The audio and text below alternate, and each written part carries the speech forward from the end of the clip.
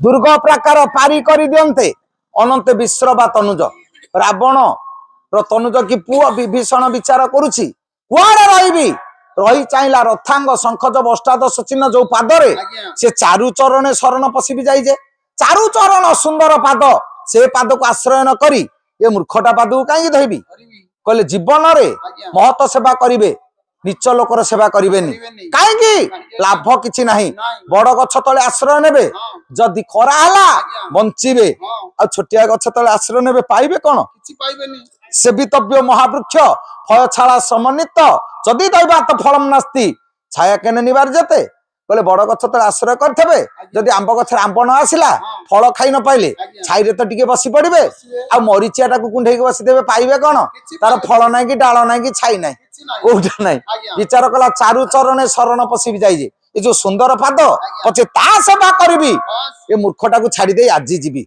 जे दिन विचार करूची अच्छा ता पाखु गले भूल हबो कि मो भाई तो ता शत्रु बोले असुविधा हबो पुणी विचार करूची दया निकेतन केतन उडुची निंदा हबो काई तार तो दया निकेतन केतन उडुची ना सी खोलीची भंडार जी आसु चास मो पाखरे शरण पस सी खोली देइची आमे सेठी गले असुविधा कोन हबो मोर असुविधा हबनी निज पाखरे प्रश्न निज पाखरे उत्तर से दिन जाई विभीषण प्रभु को पाद तले शरण पसिला जय श्री राम कई शरण जते पसिची प्रभु विचार कले कहले विभीषण तमे आम पाखक आसिल कहीं ना शरण पशिबी कहीं आम पाखे रहिब ना प्रभु शक्त गोईठा खाइली भाई मते तड़ीदेला राज्य बाहर कहीं ना भल कथा कहली बोली बाहरी पचे भल राज्य पलांतु किंतु भल कथा कहवा दरकार सत कहतु जीवन रे जो मनीष मिछ को प्रोत्साहन देइछि ताठु पापी संसार के नाही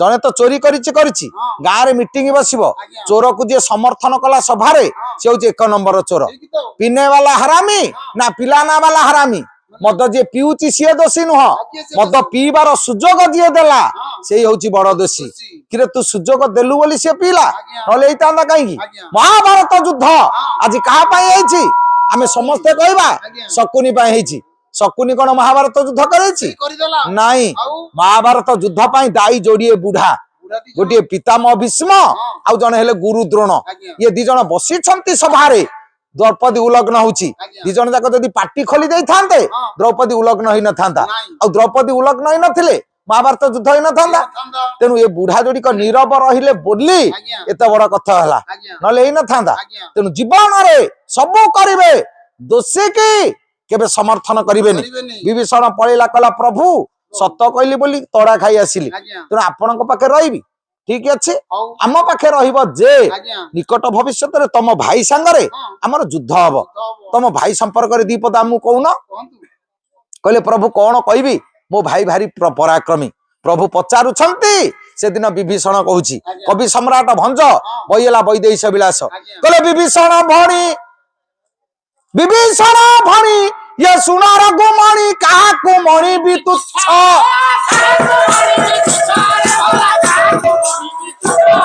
ये ब्रह्मांड एक दिन पारंती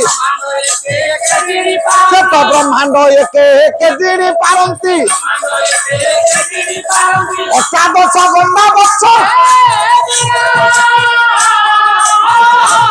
वज्रजित प्रथम कुमार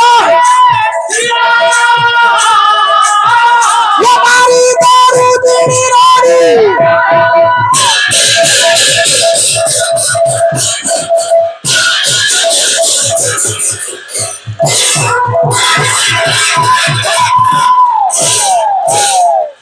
विभीषण कहला हे रघुमणि काकु मु तुच्छ मन करी ब्रह्मांड जिणी पारंती मो भाई 18 गंडा पुओ 72टा जीए जीव ब्रह्मांड जिणीब किंतु आपण ता संपर्क कौन करेंगे ता बड़ पुओ हूँ मेघनाद जन्म है बेले आवर्तक संवर्तक द्रोण पुष्कर 4टी मेघ एका बेले रड़ी कले जी रड़ी मो भाई पुओ जन्म है बेले से रड़ी ता ना हूँ इंद्रजित इंद्र को बांधी आनी निस्तुक छेचिला तेणु ती हूँ इंद्रजित तेणु ता संगे आपण कौन करेंगे प्रभु हसीदेले मुहरे पार्टी हाथ देदेले विभीषण तुम भाई संपर्क कहल आम कथा टी तुम शुण कहीं प्रभु ना तुम शुण क्षत्रिय जी प्रति लोमक पर क्षति रक्त प्रवाहित होची से सही पारिबनी विभीषण मुहरे हाथ देदेले कहले तुम कथा तो शुणिल आम कथा टी शुण से दिन लिखिले भंज कहले विभीषण शुणिले प्रभु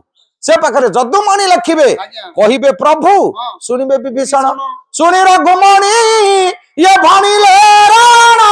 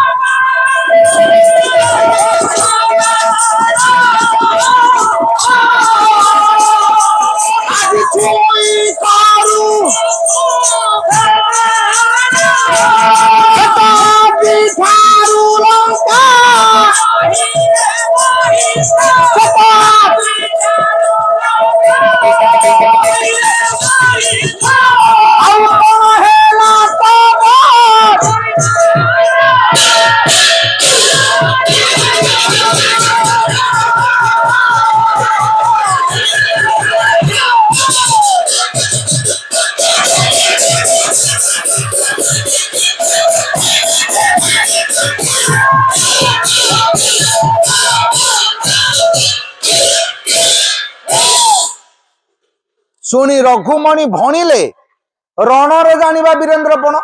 ଆଗୁଆ କଥାବାର୍ତ୍ତା କିଛି ଲାଭ ନାହିଁ। ତମ ପିଲାମାନେ ଏଡେ ଟାଣୁଆ, ସେଇଦିନ ଜଣା ପଡିବ। ଏକାବଣକେ ପ୍ରାଣପତି କତିରେ ଯମ ପାଖକୁ ପଠେଇଦେବି। ବିଭୀଷଣ କହିଲା ପ୍ରଭୁ ଆଉ ବାହାଦୁରୀ ମାରୁଛି କି? ଏଡେ ପରାକ୍ରମୀ ଇଏ ପିଲାମାନଙ୍କୁ କଣ 18 ଗଣ୍ଡା ପୁଅ ସମସ୍ତଙ୍କୁ ଗୋଟିଏ ବାଣରେ ଇଏ ମାରିଦବ? ବେଳ ପଡିଲେ ଲୋକ ବାହାଦୁରୀ ମାରି ଏମିତି କଥାବାର୍ତ୍ତା କରେ, କିନ୍ତୁ ସମୟ ପଡିଲା ବେଳେ ସେଠି ଆଉ ପାଦ ହାତ କିଛି ଚଳିବନି। ସମୟ କହିବ ନା। ଆଉ ଏଠି କଣ ଅଛି? ବିଭୀଷଣ ତମେ ମନେ ରଖ, ଗୋଟିଏ ବାଣରୁ ଯୋଡିଏ ବାଣ ହବନି। ବିଭୀଷଣଙ୍କର ସନ୍ଦେହ ଆଖି ଦେଖି ପ୍ରଭୁ ଜାଣିଲେ ଇଏ ସନ୍ଦେହ କରୁଛି।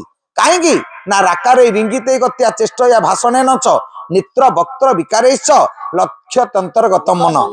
ଯେମିତି ବହି ଭିତରର ସୂଚୀପତ୍ର ଦେଖିଲେ ବହିରେ କେତେଟା ବିଷୟ ଅଛି ଆପଣ ଜାଣିବେ, ସେମିତି ମଣିଷ ମନ ଭିତରେ କଣ ଅଛି ତା ମୁହଁ ଦେଖିଲେ ଆପଣ କହିବେ ନା। ମୁହଁ କହିଦବ ଆ ମନରେ ଭଲ ଅଛି ନା ଖରାପ ଅଛି। ତେଣୁ ମଣିଷର ମୁହଁ ହଉଛି ସୂଚୀପତ୍ର। ୟାଙ୍କର ଭାବନା ପୂର୍ଣ୍ଣ ମୁହଁକୁ ଦେଖି ପ୍ରଭୁ ଜାଣିଲେ ବିଭୀଷଣ ଟିକେ ସନ୍ଦେହ କରୁଛି। କହିଲେ ଆମ କମାଣ ଛୁଇଁ କରୁଅଛୁ ପ୍ରମାଣ। ଯଦୁମଣି କହିଲେ କମାଣ ଛୁଇଁ ନିୟମ କଲେ କିଏ? ସିନା ପ୍ରଭୁ। ପ୍ରଭୁ କାହିଁକି ଧନୁ ଛୁଇଁଲେ? ଆଉ ତ ତାଙ୍କ ମୁଣ୍ଡ ଛୁଇଁଥାନ୍ତେ କି ଆଖି ଛୁଇଁଥାନ୍ତେ କି ବାପା ରାଣ କି ମା ରାଣ ପକେଇଥାନ୍ତେ କି ସୂର୍ଯ୍ୟବଂଶୀ ଛୁଆ ସୂର୍ଯ୍ୟଙ୍କ ରାଣ ପକେଇଥାନ୍ତେ? ଧନୁ ଛୁଇଁଲେ କାହିଁକି? ନା ଯଦୁମଣି ସାହିତ୍ୟରେ ଟିକେ ତର୍କ ରଖିଦେଲେ। ଯଦୁମଣି କହିଲେ ଧନୁ ଛୁଇଁବାର କାରଣ ଯିଏ ଯାହାର ଇଷ୍ଟ ସେ ତାକୁ ଛୁଇଁବ। ସେଦିନ ଜଣେ କ୍ଷତ୍ରିୟ ପାଇଁ ତା ଇଷ୍ଟ ହଉଛି ତା ଧନୁ। ଆପଣ ଜଣେ ମାଛ ବେପାରୀ ପାଖରେ ମାଛ କିଣିବେ, ଯଦି ପଚାରିବେ ଭାଇ ମାଛ କେତେ? ନା 180। ନା କଣ ସିଏ ପ୍ରଚାର କରୁଛି 140ରେ ନଗଦ ମାଛ, ତୋର ଆଉ 40 ଅଧିକା? ନା ନାଇଁ ନାଇଁ ଭାଇ କିଛି ଲାଭ ନାହିଁ, ଆଉ ଇଏ ଦେଇ ହବନି। ଯଦି ଆପଣ ଅବିଶ୍ୱାସ କରିବେ ସେ ଶେଷୁ କରିବ କଣ? ପସରା ଛୁଉଁଛି, ଲାଭ ନାହିଁ। ଆଚ୍ଛା ତା ମାଛ ପସରା ଟା କଣ ଦିଅ ନା ସିଏ ଠାକୁର? ତାହେଲେ ସିଏ ମାଛ ଛୁଇଁଲା କାହିଁକି?